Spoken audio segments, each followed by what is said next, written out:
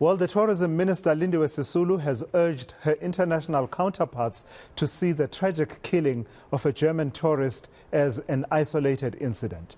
The 67-year-old man was shot dead during an attempted hijacking en route to the Kruger National Park in Mpumalanga. There are fears that the incident might harm the country's ailing tourism sector. eNCA's Pule Letshwiti-Jones is following that story and joins me now for more on it. And so, Pule, I mean, this was really one of those seismic events, I would say, that came at really the worst time, the worst possible time, as South Africa's tourism sector was trying to pick up, you know, after all the lockdowns and restrictions. What are you hearing? What is the minister saying specifically as a message for her international counterparts in the world at large? I mean, the minister does acknowledge that this sparked a lot of concern, and especially when you're looking at other counterparts internationally, investors as well, businessmen in the country who have international businesses that are of interest in this country as well. But most importantly, this comes at a time, like you're saying, the sector, you know, recovering from the hard-hit COVID-19 pandemic. From what we understand, the Germans, you know, tourists come into this country at about more than 78,000 of them. I think it's a third of the nationality that comes to the country. This is a sector that contributes hard to the country's GDP as well, so it's an important sector. It's a sector that has to be looked after, but one thing that we are not understanding is what kind of stringent, strict measures will be put in place now in cooperation with the security cluster in terms of ensuring that this incident does not happen again. Because we saw the German ambassador was there as well with the minister trying to get answers as to how do we resolve this issue. I mean, the minister says post-1994 there's only been 3 tourists who have been killed in South Africa, including the late Sherwin Dewani. We know of one person that was killed in Cape Town as well, and this recent incident that just took place.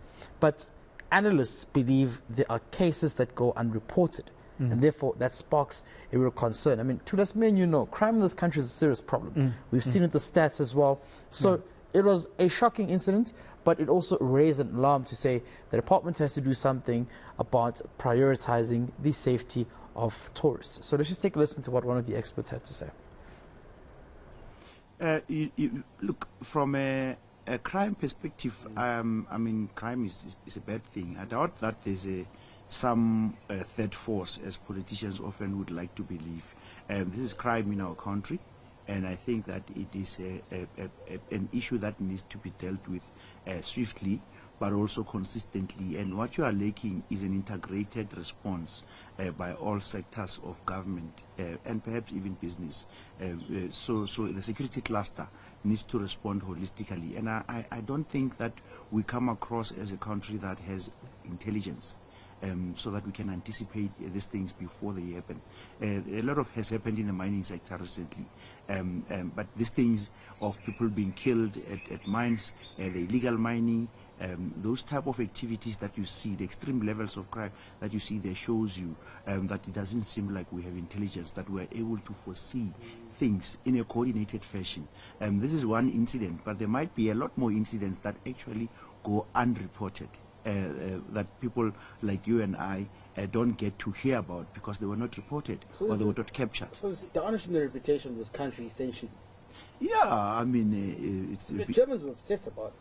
Not just the Germans. I mean, if you look at international headlines around the world, people are upset, and of course, you remember international media don't account to us, and so they'll write about this. Some are writing factually, but others are writing sensationally. The reality is that perceptions drive markets. In the world of reputation management, perceptions do matter, and the perception that this is creating is very bad for our country and the image of the country. And so, Pule, I mean, after an incident like this happens, sadly, it's almost reactive. It's always reactive, rather, that we're now trying to unscramble and go back and find out what happened, how did it happen, how could it have been avoided. On that front, we're hearing from the police minister that there's some progress that is being made. Yeah, they believe that there's some progress. They believe that from the information that it gathered from the 3 men of interest that are detained, they believe this information can allow them to crack this case. It turns out from what we understand from the sources we have into law enforcement is that this is treated as a 72-hour matter as well, whereby they had to get to the bottom of this to ensure that there's someone who is held accountable.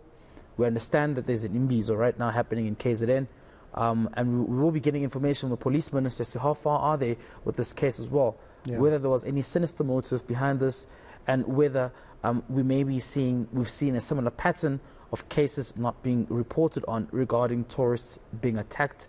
Community members around that area were saying that it's not the first time we've seen this. In fact, this is something which is now escalated beyond measure. It means that the law enforcement has to come in and try and intervene into this incident here. So it's a bad reputation for the country to us. You're absolutely right, Pule. The communities, it's been consistent, especially on social media, that area around Numbi Gate has been problematic, and they've been saying it's been problematic.